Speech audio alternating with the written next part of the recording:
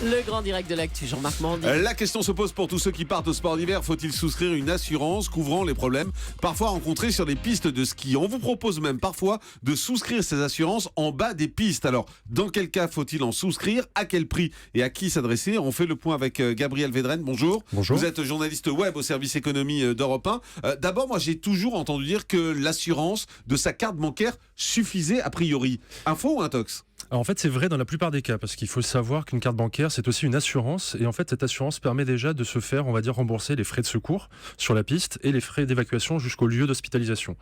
Et du coup, le rapatriement aussi de l'hôpital jusqu'à chez soi peut être pris en compte. Donc c'est quasiment l'essentiel qui est pris en charge. Donc par voilà, les le cartes minimum bancaires. déjà est pris par toutes les cartes bancaires. Et si on a une carte bancaire haut de gamme, c'est encore mieux, puisque dans ce cas-là, on peut se faire aussi rembourser les frais médicaux, le remboursement du forfait, des skis, de la location, voire même le transport jusqu'à son domicile. Oui, ça veut dire que ces assurances qu'on vous propose sont des assurances supplémentaires qui servent à rien? En fait, elles ne servent pas à rien, elles sont utiles, mais dans la plupart des cas, on est déjà couvert contre les 3/4 de ces risques. Donc ce n'est pas forcément utile, il vaut mieux toujours vérifier si on n'est pas déjà couvert. Donc ça veut dire qu'on est couvert 2 fois si on les souscrit? La plupart du temps, oui. Où est-ce qu'on se renseigne? On appelle son agence bancaire, sa carte de crédit? Comment on sait pourquoi on est couvert? Parce qu'en général, on a signé ça il y a très très longtemps, les contrats des cartes bancaires, et on ne connaît pas vraiment les détails. Alors en fait, le plus simple, c'est de contacter sa banque et de lui demander en fait une notice sur les garanties et de l'assurance qui est liée à sa carte bleue. Et dedans, il y a une section neige. Et donc en fait, on peut voir directement tout ce qui est lié donc au risque qu'on peut avoir au ski, sachant que c'est quand même assez fréquent. Il y a 140 000 accidents par an à la montagne. Imaginons qu'on n'ait pas de carte bancaire. Donc là, on n'est pas couvert du tout?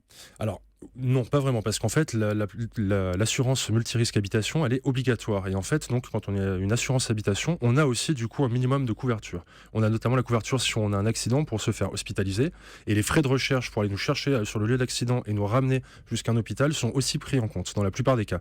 Donc, si on a une assurance habitation multirisque standard, on est a priori couvert contre le minimum. Bah alors, qu'apportent vraiment les assurances montagne? On a contrat carré neige, la carte vieux campeur, les options neige des compagnies d'assurance. Qu'est-ce que ça vous apporte en plus? Alors psychologiquement, ça rassure déjà. Ouais. Ensuite, c'est plus simple puisque ça permet d'avoir un seul interlocuteur. Il n'y a pas besoin d'appeler et son assureur et sa banque. On a une seule personne en face et ensuite, ce sont des gens spécialisés.